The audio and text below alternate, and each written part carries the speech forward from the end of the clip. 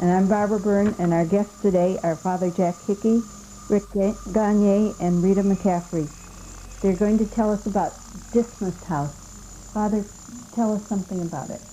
Well, Dismas is a home for people coming out of prison, and it's a unique kind of halfway house because students live with former prisoners.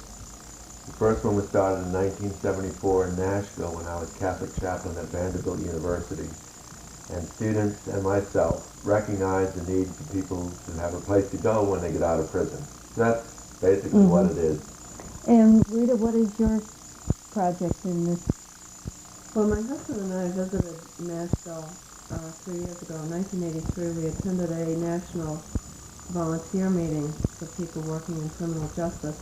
And we visited Dismas House, and we realized that they had a special project going that perhaps we could bring to Vermont.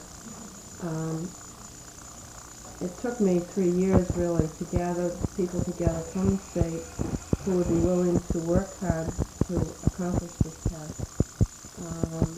So last March in 1985, we began meeting. Rick was one of those people that came together.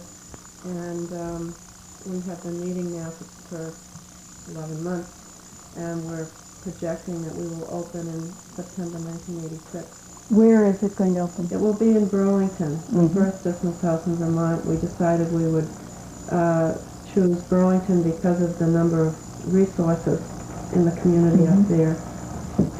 But you have the students are available to be partners.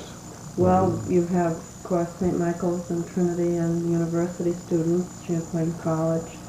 So you do have a large number of students, but you also have more job opportunities in Burlington than the other parts of the state. So far so good. We're very... You're looking for jobs to establish the prisoners, or the former prisoners, and when they get acclimated. When somebody is going to be paroled, they normally have to have a job to be released on parole. So most of the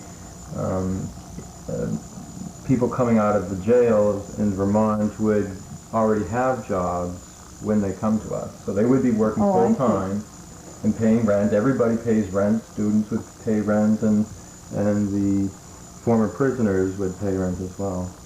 So they would probably have a job when they get out of jail. That's a big difference between Tennessee and Vermont. People coming to our Dismas House in Nashville have a job waiver. You're supposed to have a job to get out of prison, but that doesn't really work. How can you get a job when you're locked up and you can't look? But here in Vermont, they have a very good transitional program through which people are already working while they're living in prison. And that's just wonderful for making it a smoother transition, because if you don't have a job, chances are you get in trouble again just to get some money. What is your objective having an ex-prisoner live with a college or university student? Yes, the traditional halfway house would have all the same kind of people living in it. And the tendency would be for the same kind of conversations to continue that were going on in prison, and the same habits to continue.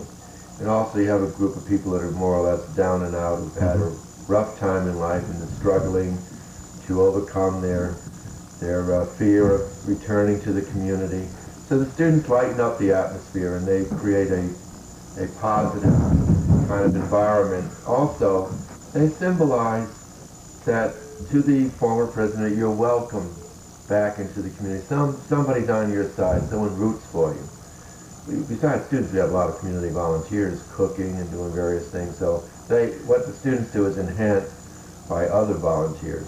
Is there any program that helps the ex-prisoner realize that he has an ability to create as just like a student will? Well, the whole project is that program, because students are goal-oriented, success-oriented, and have tasted a degree of happiness that has never been known by the average person coming out of prison. So people, first they don't, what is going on here? They don't quite get it, because most of the people they've dealt with, there's been some angle involved. So overcome that suspicion. Then they begin to think, well, my goodness, look at, there's some people are happy in life. Maybe I can be happy. Some people are going to have good jobs and are going to have some financial stability. Maybe I could consider that. So it is a stimulus that way. And perhaps they also discover that by associating with a student, they discover that the student has to work to achieve his goals, Oh, for sure. make an effort on his own. Maybe it would stimulate them to take some courses also. Well, it does, and anyone we can get into, usually they're not qualified to go into college, but for vocational rehabilitation or training programs, yes. See, it's very important. People are working only for the minimum wage, and they have a job that's not too stable. It's very hard to have an incentive to kind of stay away from crime, because people take shortcuts. A lot of crime is just a shortcut to get instant gratification, to get something that other people take a longer period of time to get. I know I left Rutland in 1937 primarily because there's no opportunity in the area, and I returned 3 years ago, and from my observation, I don't think there's that much more opportunities today than there was in 1937. And I think that a lot of the young people get mixed up because they don't get a chance to get a start in life. And that's what they need, is an opportunity to do something. That's right. And idleness brings on all kinds of problems. Idleness and then drugs and alcohol as an escape from idleness, and then you need money for that. And Idleness cycle. among old retired people brings on problems. Exactly. That's right. So what kind of a projection do you have with regards to the numbers you're going to be dealing with?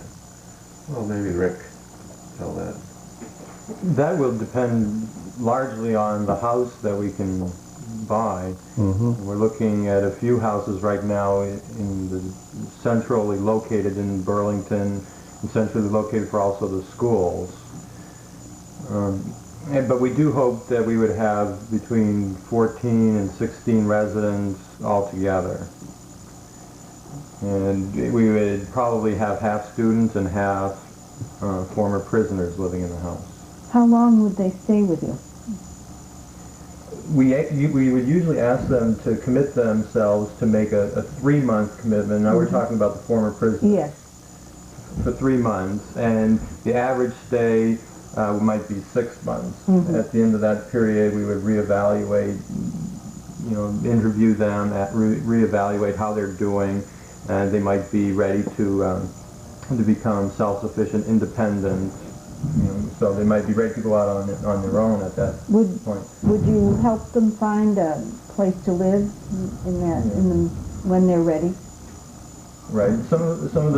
This is an area where volunteers from the community would be able to help us. So we might make contact with a lot of local people that might have rooms that we could plug our folks into. Also, volunteers from the community might come and help the former prisoners find apartments if that's necessary. Would they be just from correctional institutions all over the state, or just in the Burlington area? Well, that's a good question. When we struggled with the title for the house, it is called Dismas House. We did that very deliberately because we wanted it to be available to all people from Vermont, from all 6 correctional centers. So if any of those people are interested, they would be eligible to apply. How would they hear about it? I guess, the word is getting out through the media. There have been some stories in the Rutland Herald and the Burlington Free Press. And as we're getting closer to opening, Rick is beginning to visit correctional centers and speaking with groups of inmates. Do you have any financial objectives that you have to meet? And how are you going to get the money? Big one. That's Rita's in charge of that area. I'm not in charge of that, but we do have a very strong committee that's working to raise $250,000. We have begun last summer to do some small fundraising events, and we've raised $30,000. Plus, we have a $50,000 interest-free loan, which will come to us. We are in need of $250,000 because to purchase the house and to have 1 year's expenses.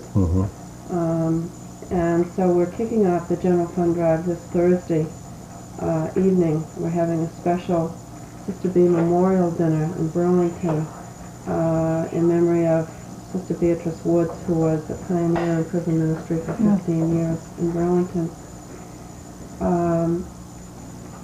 We have a grand plan. We have some very specific things that are going to be happening to raise the money.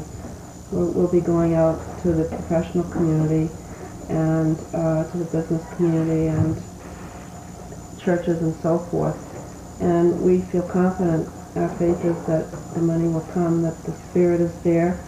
The community is backing the project 100%, and we feel that it's a hard job to accomplish, but we're taking it a day at a time, and it looks like it's really going to become a reality. It sounds like a good investment in the future, and eventually will reduce the cost of warehousing people in prisons. Absolutely. It keeps the community safe.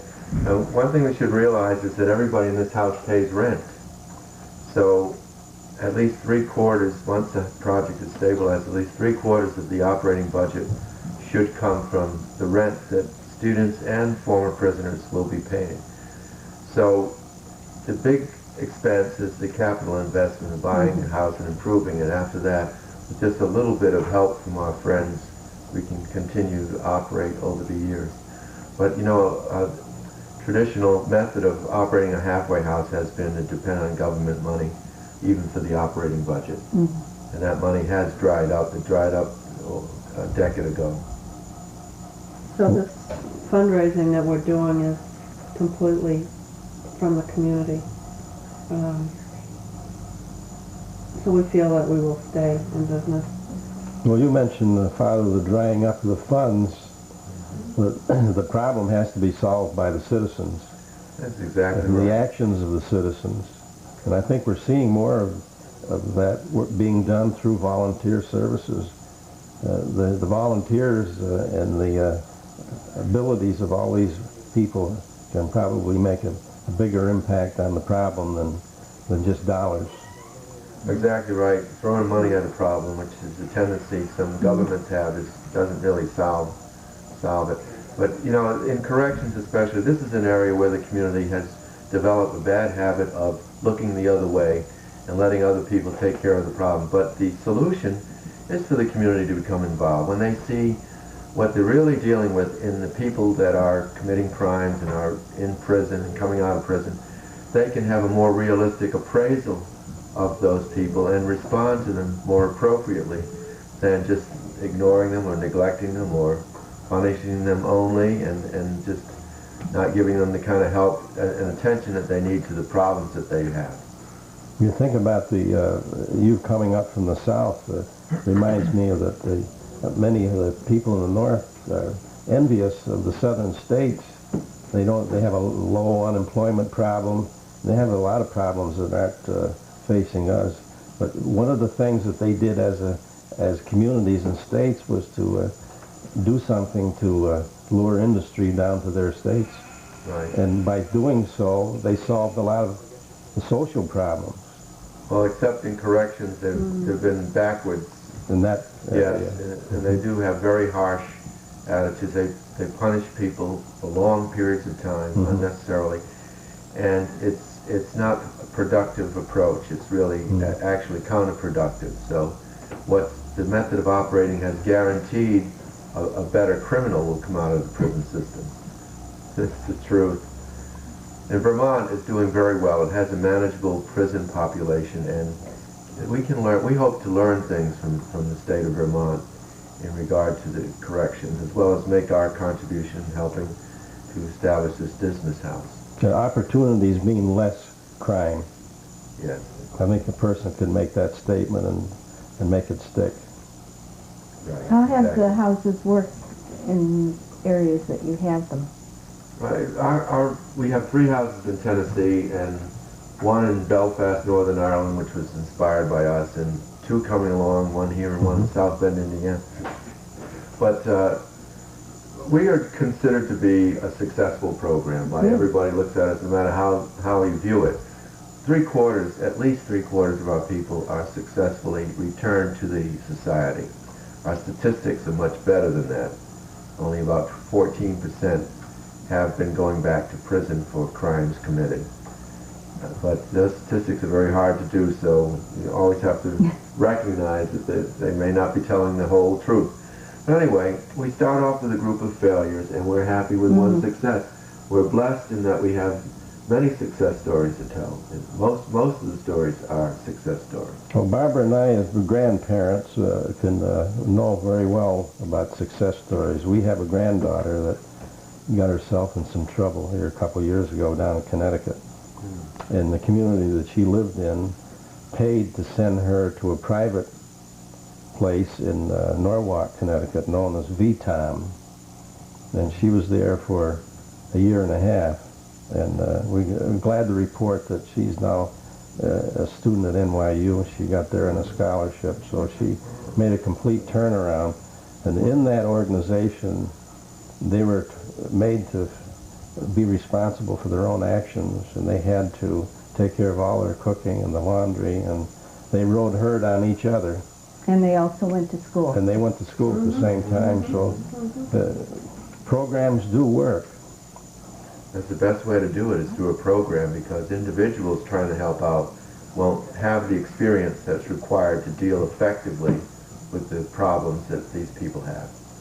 I know our granddaughter was returned to from what she was before she went there. After a year and a half, they really returned her to what she was like when she was a little girl. She really became a sweet person, and she now realizes what is right and what is wrong. Rick, what is your purpose in this project, the Dismas House? Well, I've been involved with the planning committee and hope to continue to be involved full-time with the project once we get it going. And I've been involved with working with a number of the committees, doing the student recruiting, working with setting up like the different policies that we're going to have to establish for the house, or criteria that need to be established in terms of what kind of inmates will be acceptable and which won't. And so I've been working in the prison, in the correctional facility quite a bit. What was your background in education? Educationally? Yours. What have you done? Well, I wasn't a social worker. That's what I was wondering. No, I wasn't. Actually, I studied geography in college.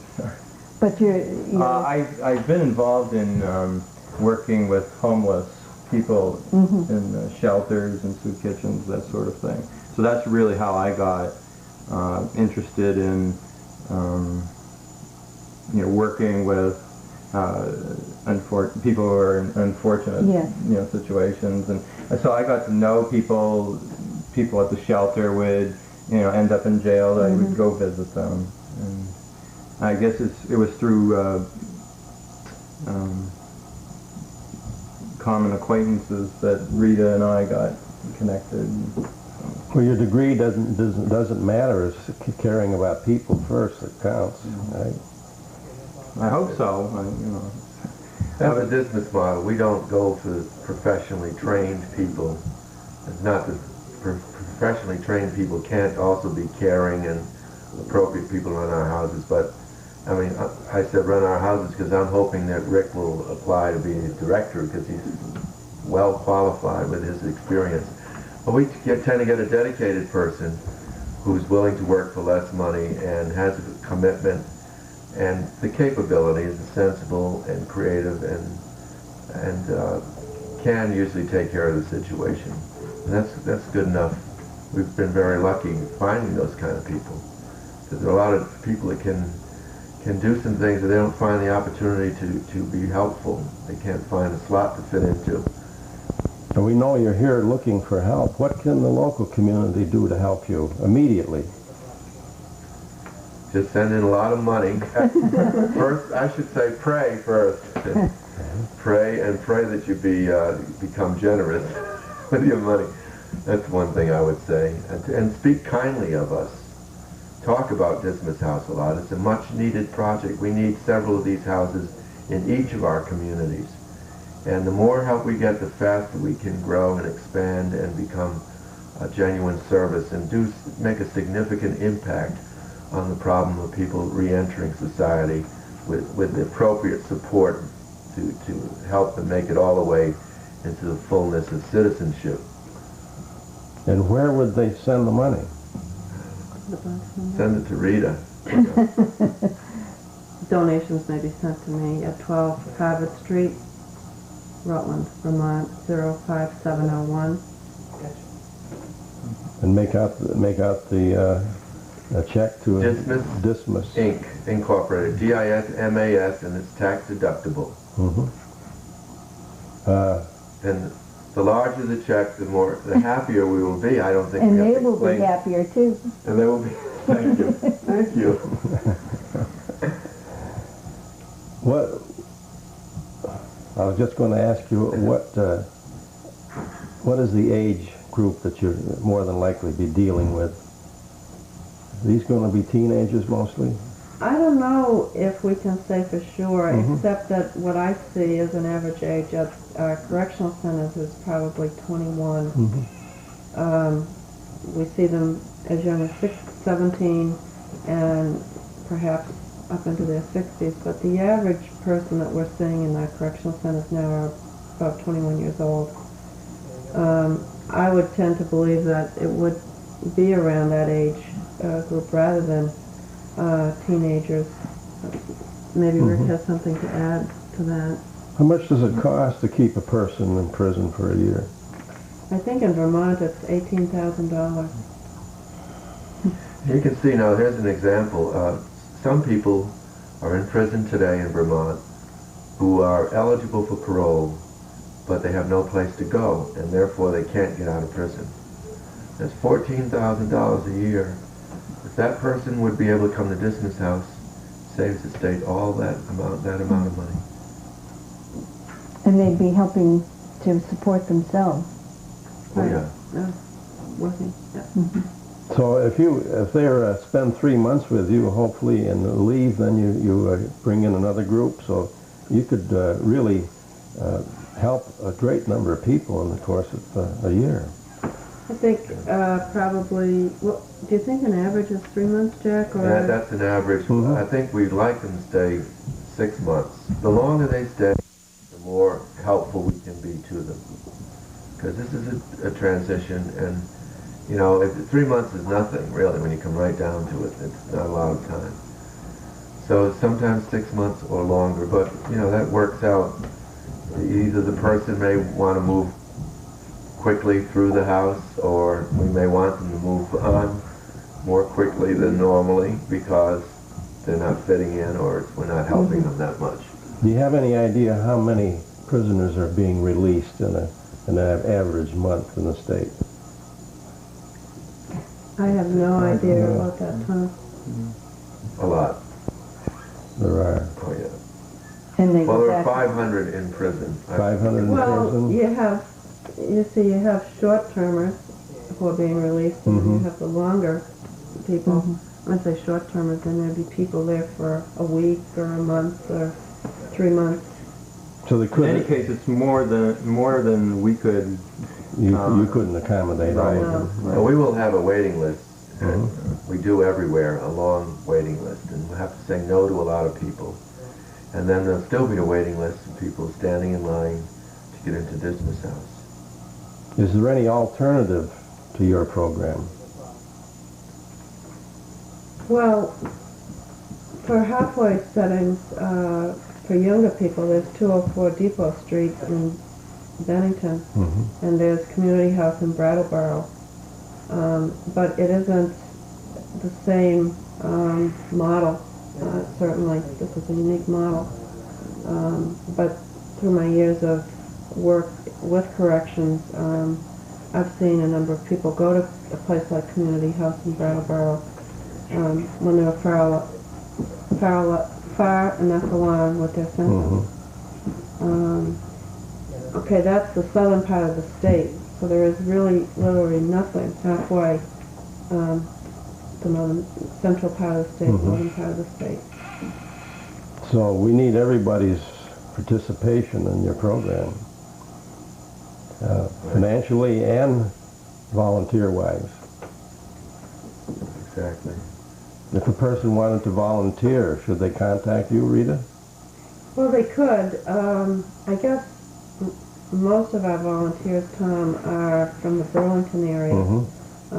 But there's certainly other kinds of help that they can give. If someone from the Rutland area was interested in helping, they could contact me as well.